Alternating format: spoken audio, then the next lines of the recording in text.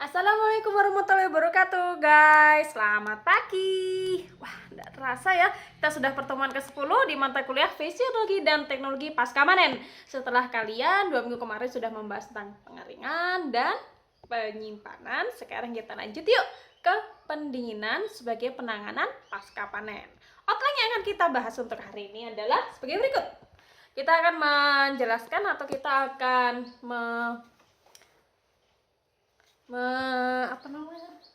fokus ya tentang tujuan pendinginan, kemudian bahan yang dilakukan pendinginan, teknologi pendinginan, gejala kerusakan, gangguan fisiologis, perubahan kimia, dan bagaimana cara pengendalian kerusakan selama pendinginan. Langsung saja ya kita bahas satu persatu. Yang pertama adalah tujuan pendinginan. Oke, tujuan pendinginan adalah untuk memperpanjang waktu penyimpanan dengan harapan pendinginan itu bisa menunda kebusukan atau pertumbuhan mikroba ya. Jadi pendinginan ini fungsinya sangat penting bagi penanganan pasca panen untuk memperpanjang penyimpanan ya. Nah, bahan yang bisa didinginkan karena kita membahas tentang pasca panen yakni bahan segar yang bersifat perishable food atau bahan yang mudah rusak sehingga butuh untuk didinginkan dengan suhu sekitar 1-8 derajat Celcius. Oke, jadi bahan segar itu memang dibutuhkan pendinginan agar apa? Memperpanjang lama penyimpanannya. Nah, untuk teknologi yang biasa dipakai dalam pendinginan ada banyak ya. Kalau kalian lihat di slide saya, ada yang namanya air blast cooling. Nah, ini biasanya kita mendinginkan dengan menghembuskan udara atau gampangannya seperti AC ya. Kemudian yang kedua adalah cold room. Nah, cold room ini berarti membutuhkan suatu ruangan yang memang didesain di situ kalau kita masuk kita akan merasakan dingin sekali ya. Kalau kalian pernah field trip ke industri pasti kalian mungkin pernah menemukan ya cold room untuk menyimpan dari bahan segar. Kemudian berikutnya adalah cryogenic. Berarti ini menggunakan larutan cryogenic ya. Nanti kalian cek sendiri ya. Saya tidak akan fokus ke pendinginan karena kalau teknologinya itu nanti akan ada mata kuliah tersendiri. Kemudian hydrocooling berarti menggunakan air dingin ya. Vacuum cooling berarti di situ selain pendinginan juga divakumkan. Dan yang terakhir adalah ice slush atau bank chilling. Nah, ini biasanya kita menggunakan es ya, es batu, es serut. Nah, kategori yang seperti ini, yang teknologi yang terakhir ini biasanya diaplikasikan pada produk perikanan. Nah, untuk gejala kerusakan selama pendinginan.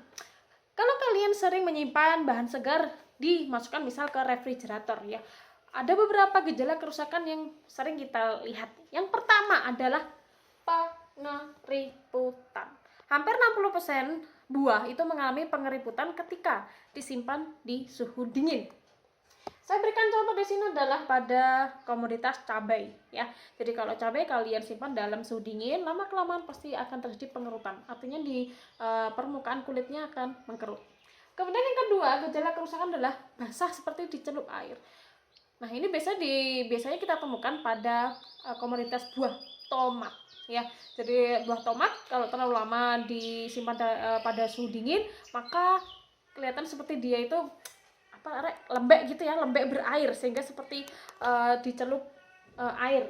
Kemudian yang ketiga adalah perubahan warna di seluruh permukaan ya. Contoh nyata adalah di pisang ya. Jadi di pisang ini bisa berubah warna di seluruh permukaan atau dia nampak seperti diasapi, atau kalau kita bisa bahasakan adalah black spot. Muncul titik-titik hitam di permukaan dari si pisang. Kenapa itu bisa terjadi ya? Dikarenakan di jaringan dari kulit permukaan kulitnya si pisang itu ya, terjadi kehilangan dari keutuhan sel-sel epidermis sehingga masuknya oksigen ke dalam jaringan atau ke dalam sel. Dan yang kedua adalah mungkin bisa jadi tanin ya, komponen tanin di dalam kulit itu teroksidasi sehingga menghasilkan warna hitam di sekitar jaringan yang teroksidasi. Oke, jadi ini adalah beberapa gejala kerusakan selama pendinginan. Kalau kalian setelah ini buka kulkas ya, buka refrigerator, kemudian menemukan beberapa gejala seperti ini, berarti artinya bahan segar tersebut sudah mulai rusak karena pendinginan. Kemudian gangguan fisiologis. Nah, gangguan fisiologis pendinginan terhadap bahan. Saya berikan satu contoh saja ya, nanti kalian cari contoh yang lain. Saya ambil contoh di komoditas jeruk. Yuk kita cek ya di slide. bisa dilihat di slide saya di sini. Ini adalah beberapa varietas jeruk yang mengalami gangguan fisiologis selama pendinginan. Ada yang muncul bintik-bintik hitam seperti di nomor A. Jadi ini adalah A, B, saya silakan dulu ya. A, B, C, D, E, F, G, H, I, J, K, L. Oke. Nah, beberapa tampilan atau penampakan dari jeruk yang dia terganggu secara fisiologis yang paling banyak mungkin yang bisa sering kita temukan adalah seperti ini ya, muncul spot-spot hitam atau bahkan seperti garis-garis gitu. Kemudian di kulitnya itu seperti dia lembek gitu teman-teman, atau bahkan seperti ini ya. Kalau yang K ini seperti dia kayak memar. Nah, masing-masing ini kerusakan ternyata mempunyai istilah sendiri-sendiri ya. Oke, saya tampilkan di sini di sebelahnya. Ternyata ada beberapa istilah gangguan fisiologis yang terjadi pada jeruk. Ada yang dinamakan oleocelosis seperti ini, zebra skin, jadi dia seperti garis-garis ya. Stem and rind breakdown, kemudian blossom and clearing, pitting and staining, rind breakdown, navel dan PTK spot. Nah, jadi memang ternyata di beberapa komoditas itu terjadi gangguan fisiologis akibat dari pendinginan. Oke, nanti PR kalian untuk mencari tahu beberapa efek fisiologis di komoditas yang lain akibat dari pendinginan. Oke, kita lanjut. Perubahan kimia selama pendinginan. Yang pertama adalah di komposisi atau di senyawa kimia gula reduksi dan pati. Nah, saya ambil contoh di produk yang berpati ya, ada di kentang, ubi jalar, dan jagung. Ternyata selama pendinginan itu ada beberapa hal yang terjadi. Yang pertama adalah bisa jadi gula naik dan pati turun dikarenakan aktivitas enzim amilase, atau sebaliknya gula turun, pati naik dikarenakan aktivitas dari enzim pembentuk starch atau membentuk pati ya. Jadi memang ada beberapa komoditas yang dia malah patinya naik, ada yang patinya turun, ada yang gulanya naik dan ada gulanya turun. Semuanya akibat dari kegiatan enzimatis.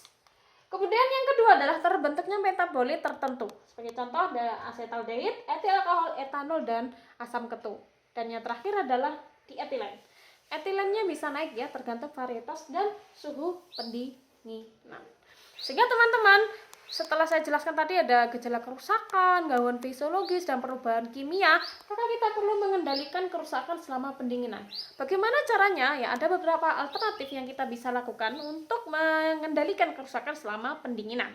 Yang pertama adalah kita mengatur suhu ya pastinya. Jadi suhu pendinginan kita atur sesuai dengan komoditas.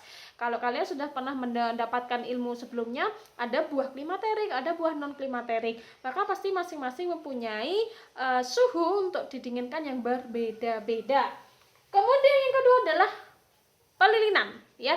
Jadi ada beberapa buah yang kita bisa lapisi dengan lilin ya. Gunanya apa? Untuk itu tadi ya, untuk mencegah kerusakan akibat dari pendinginan. Kemudian pengkondisian suhu ya. Jadi sebelum didinginkan kita lakukan pre-treatment dulu ya, biar tidak shock ya terhadap suhu dingin yang kita lakukan. Berikutnya adalah kelembapan kita atur. Kemudian kita simpan dengan tipe udara termodifikasi. Dan yang terakhir, kalau ini pemulihan tanaman, mungkin kita harus otak-atik ya sebelum ditanam. Berarti artinya ini adalah budidaya ya. Oke, jadi ini beberapa pengendalian kerusakan selama pendinginan yang kita bisa lakukan. Oke, saya rasa cukup untuk kuliah hari ini. Setelah ini nanti akan ada tugas untuk memperdalam dari materi pendinginan sebagai pasca panen, sebagai penanganan pasca panen ya. Terima kasih banyak. Wassalamualaikum warahmatullahi wabarakatuh.